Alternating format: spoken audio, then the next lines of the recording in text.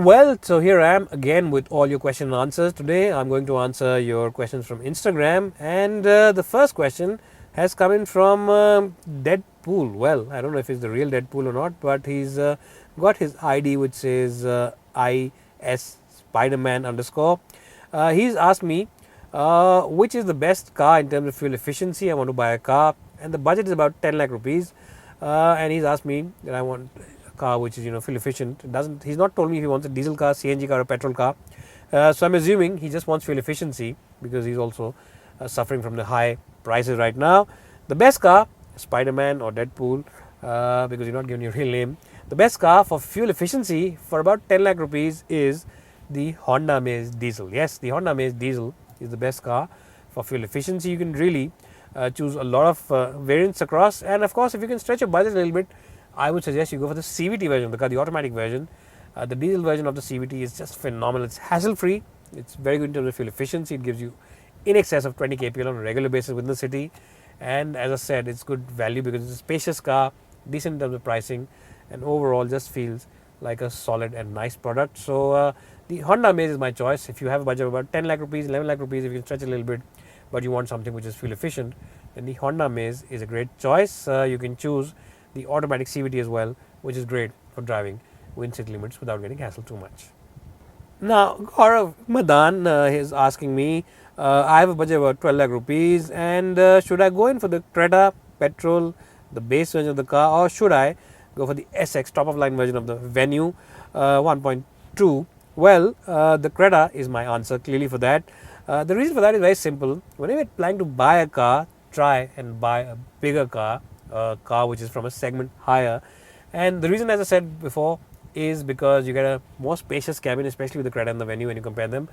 Cabin is more spacious, it's a more roomy cabin, it's better to drive, it feels better on the highway, and in general, you just get this feeling of being a little more upmarket because the cabin feels a little more upmarket. And definitely if you're spending the same kind of cash, the 1.2 of the Venue isn't a very good engine. It's just decent, but performance wise it's quite average. The 1.5 of the Creta is much better to drive. So my vote for 12 lakh rupees budget would be get the base version of the Creta petrol rather than the Venue. Yes, the Venue, the only advantage it will have at the end of the long day is it will be a little more fuel efficient. Maybe it will be around 12 or 13 kilometers compared to the 10 or 11 of the Creta. But I guess in the long run, when you weigh in both the things, when you weigh comfort, which the Creta has more of, when you weigh in overall the road presence, which the Creta again has the advantage of, and when you just weigh overall the ownership experience in 3 or 4 years, the Creta will definitely have the advantage of this. So Gaurav, go ahead and buy the base version of the Creta. Well, so the next question is from Dhanraj, and Dhanraj is writing in from Bhutan. So he's writing in from the happiest place in the world, and he's asking me whether he should go in for the Brezza, the current Brezza, or he should go in for the new Baleno, the newly launched Baleno. Both, of course, he's saying annual and petrol engines, and he's saying that he usually drives 70% in the city, but 30% of the use is highway. Daily run is not more than 50 kilometers, less than that, and road conditions are decent, average, and not so good sometimes. But both highway as well as the city is hilly because Bhutan is mostly in the mountainous area. The pricing, when he's comparing both the prices, the Brezza is about 43,000 rupees more expensive than the Baleno. So he's asking me which one should he go for. Well, Dhanraj, thanks for writing into me, and I'm glad that I have viewers across the globe, especially in neighboring countries, especially in Bhutan. I'd love to visit your place sometime soon. The Brezza is my choice. Yes, it's a little more expensive, 40,000 rupees more, but the reason why it's the better car is because the ride comfort is better, the highway stability is better. It's a crash test safety rating 4-star rating car, so it's relatively safer. Baleno still doesn't have the great safety rating, and also it's a higher car, so when you're in the mountains you want slightly better ground clearance, you want a car where you're sitting up, and the 1.5 on the car compared to 1.2 is more powerful. The power output might only be 15 bhp, 14 bhp or 15 bhp, but in real world conditions when you drive it you can actually feel the big difference. In driving conditions the Baleno isn't as great compared to the Brezza. Don't get me wrong, the Baleno isn't a bad product, it is a good car to drive, but the Brezza with a bigger engine just offers you a little more refinement, a little more flexibility, a little more punchiness, and of course being more powerful, it just feels like it's a greater package. So that's the car you should go in for sure. Well, so the next question is from Bhavagena Kakara. I hope I've got your name right, and if I haven't, I apologize for that. And he's got a question which a lot of you are asking me these days. His question is very simple. He's asking me, should I consider the Baleno AMT or should I consider the new Tata Altroz DCA? And he lives in the hilly parts of North India, so which one should I buy? He's saying.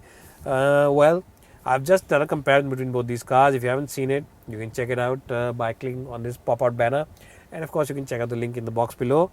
If you're watching this on mobile, the Baleno is my choice between these two cars. Now the DCA version of the Altroz is decent. It's not a bad car to drive. It's quite decent, but it feels a little lethargic.